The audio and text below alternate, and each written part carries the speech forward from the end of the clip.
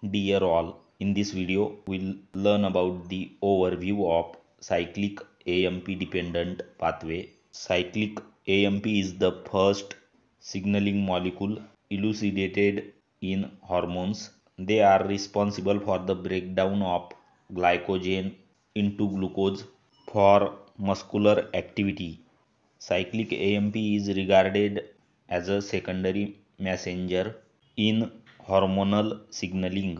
CAMP is originates from the ATP by the action of enzyme adenylyl cyclase and is degraded to AMP by cyclic AMP phosphodiesterase. Most of the CAMP activity is governed by the enzyme protein kinase A. If you are new on the channel, please do subscribe, hit the bell icon to get update of latest notification from our channel and share with your friends. Thank you very much.